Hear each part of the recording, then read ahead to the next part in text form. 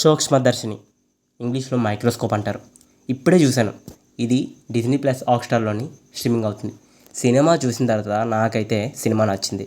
ఎందుకు నచ్చిందంటే స్టోరీ అయితే రివీల్ చేయను కానీ భావకలాపం మనం చూసాం కదా, అలాంటి టైప్ ఆఫ్ ఫార్మాట్‌నే ఈ సినిమా కూడా యూజ్ చేసుకొని ఈ సినిమా తీశారు. సినిమా చూసిన తర్వాత నాకు అనిపించింది ఏంటంటే, ఎవరికైనా సస్పెన్స్ థ్రిల్లర్ మూవీస్ నచ్చుతాయంటే ఈ సినిమా మీకు తప్పకుండా నచ్చుతుంది. ట్విస్ట్ ఉంటుంది, అసలు ఎక్స్పెక్ట్ చేయం మనం, అంత బాగుంటుంది. ఈ సినిమాకి ఒకటే మైనస్ పాయింట్, చాలా ల్యాగ్ ఉంటుంది. ఆ ల్యాగ్ కూడా మనకి ఒక ప్లస్ పాయింటే. ఎందుకంటే ల్యాగ్ ఉండడం వల్ల ఏం జరుగుతుంది అన్న క్యూరియాసిటీ మనకైతే పెరుగుతుంది. అయితే ఈ సినిమా చూస్తున్న కొద్దీ కూడా ఏం జరుగుతుంది అసలు ట్విస్ట్ ఏంటి, ఎవరు విలను అని మనకి ప్రతిసారి ఒక కన్ఫ్యూజన్ అయితే వస్తుంది. సినిమా చూసిన తర్వాత అనిపిస్తుంది ఈడా అసలు అన్న ఆ థాట్ అయితే వస్తుంది. సినిమా అయితే చాలా బాగుంది. ప్రొడక్షన్ వాల్యూస్ బాగున్నాయి, యాక్టింగ్ బాగుంది, డబ్బింగ్ కూడా చాలా బాగుంది. ఇది ఒక మలయాళం ఫిలిం, తెలుగు డబ్బుడ్ కాబట్టి అందుకనే డబ్బింగ్ బాగుందని చెప్పాను.